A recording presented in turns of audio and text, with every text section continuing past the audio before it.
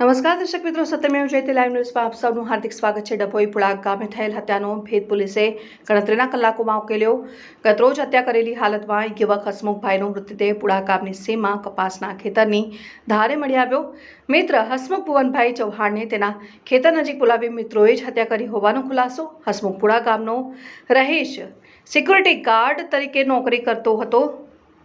તેની સાથે નોકરી કરતા કાશીપુરા તાલુકા જિલ્લા વડોદરાના મિત્રો મિતેશ નરસિંહ વસાવા અને સતીશ નરોત્તમ વસાવાએ જ મિત્રની કરી હતી હત્યા। મળતી વિગતો અનુસાર રૂપિયાની લેતી દેતી બાબતે હત્યા કરી હોવાનો ખુલાસો। પોલીસે હત્યાને કઈ રીતે અંજામ આપ્યો તે અંગે વધુ તપાસ હાથ ધરી। પોલીસે હાલ બંને આરોપીઓને ઝડપી પાડી તપાસ શરૂ કરી છે।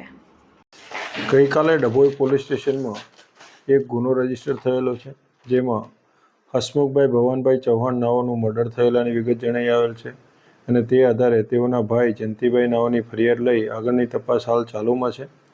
એ દરમિયાન વિગત જોતા તારીખ 20/2/25ના રોજ સાંજના 7 થી 8 વાગ્યાના અરસામાં હસમુખભાઈ ઘરેથી કહેલા કે હું એમની પત્નીને કહીને ગયેલા કે હું આવું છું, મને ફોન ના કરતા।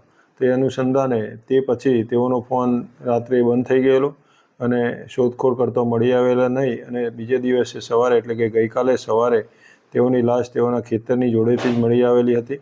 આ આધારે હાલ ડભોઈ પોલીસ દ્વારા તપાસ ચાલુમાં છે। તપાસની વિગત જોતો તેઓને તેઓના મિત્ર મિતેશ નટવરભાઈ વસાવા નાઓ સાથે પરિચય હતો અને તેઓ બંને જોડે નોકરી પણ કરતા હતા અને પૈસાની લેવડ દેવડના કારણે આ મિતેશ વસાવા અને તેઓના જોડીદાર સતીશ વસાવા નાઓએ તેઓનું મોત નિપજાવેલાની વિગત જણાઈ આવેલી હતી અને એ આધારે બંનેની ધરપકડ કરી હાલ આગળની કાર્યવાહી ચાલુમાં છે।